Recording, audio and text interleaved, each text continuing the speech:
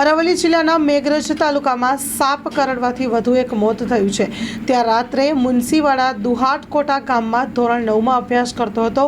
બે બહેનો અને એક ભાઈ અને પરિવારની લાડકી સોયાના મોતથી પરિવારમાં આઘાત છવાયો છે।